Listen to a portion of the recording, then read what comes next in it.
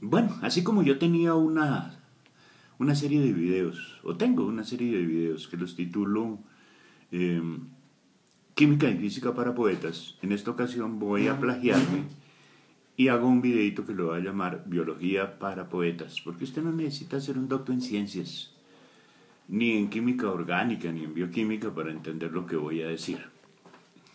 Entonces, vamos rápido al grano. Las bacterias pertenecen a un reino que se llama el reino Moneras.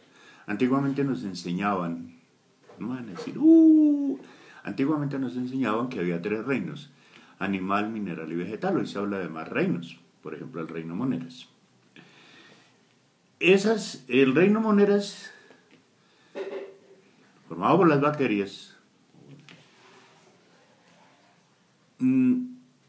¿cómo les explico? Se trata de seres unicelulares. Las bacterias son unicelulares. Es decir, una bacteria es una célula.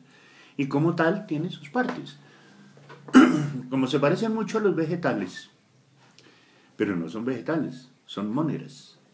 Tienen una pared celular, un citoplasma, que tiene sus orgánulos, pero unos orgánulos no granulosos, y puede tener un núcleo, si lo tiene se llaman bacterias eucariotas, o no tenerlo, o muy difuso, entonces se llaman bacterias procariotas.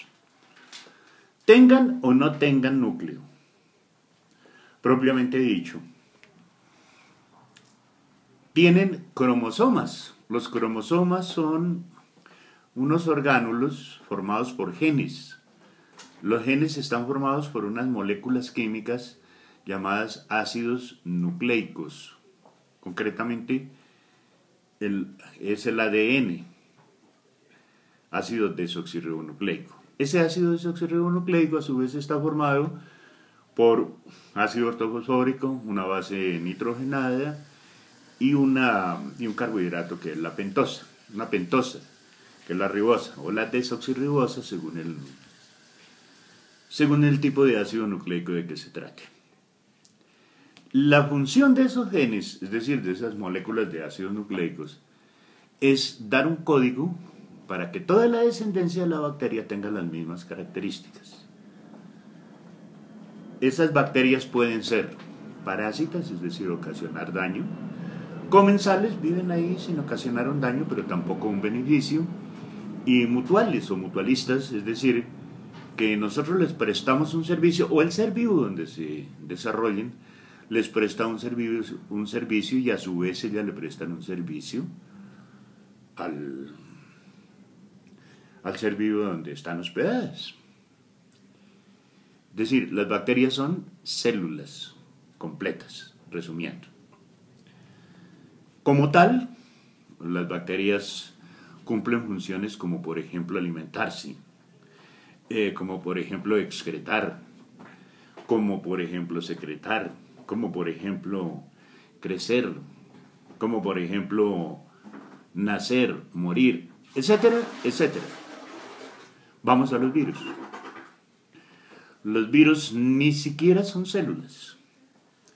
Recuerden que hace un momentito dije que los genes se trataba nada menos que de ácidos nucleicos.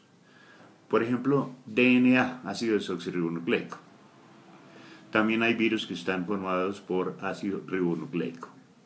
Un virus, ¿cómo se define?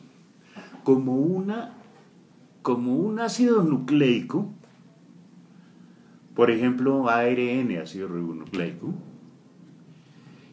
una molécula de eso, enrolladita en forma de espiral.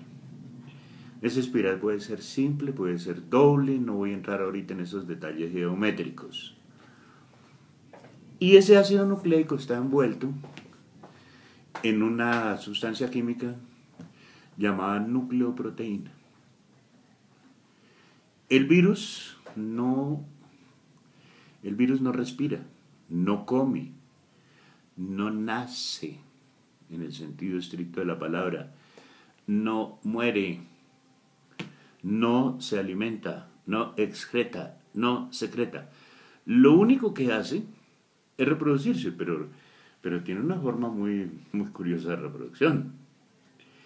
Y es El virus penetra en una célula. Fíjese, penetra en una célula. Pero no se imagine que penetró caminando o tirando nado. No, entró por distintos fenómenos como difusión, como ósmosis, etcétera. Entra a una célula a través, por ejemplo, de la membrana celular de dicha célula, se aloja en el interior y como eso lleva un código, un programa, esa molécula de ADN o de ARN que entró lleva un código. Entonces, ¿qué pasa? Dentro del citoplasma de la célula que está invadiendo, la nucleoproteína se desaparece y queda únicamente la cadena de ácido nucleico. Esa cadena de ácido nucleico es un código más fuerte, es un programa más fuerte que el programa, que el código de la célula. Entonces la célula, en vez de empezar a producir células con las mismas características, aprovecha todas sus sustancias químicas y forma virus igualiticos a los que entraron. Esos virus que estoy relatando así son específicos. Eso quiere decir, no atacan sino a un determinado tipo de células. Por ejemplo, si estoy hablando de algún virus que ocasione, ¿qué le digo?, gripa, solamente ataca células del aparato respiratorio. No va a atacar, por ejemplo, las células de un dedito. No va a atacar, por ejemplo, las células de, ¿qué le digo?, del corazón. Son específicas. En ese sentido, los virus ocasionan un daño, pero pueden no ocasionarlo, porque uno puede tener virus que no ataquen las células humanas, sino otro tipo de células. Espero haber sido conciso y claro en mi explicación. Resumiendo, el virus es una molécula, es una macromolécula, una molécula grande, con capacidad de codificar. Es un programa genético que se podría comparar con un programa de informático, que al penetrar dentro de un computador hace que el computador no cumpla sus funciones. De ahí el nombre de este virus en los computadores, por la forma similar como actúa. Pero no vayamos a pensar de pronto que es que a los computadores los atacan los virus biológicos. No, es un símil, es una forma de decir. Bueno, espero haber sido conciso.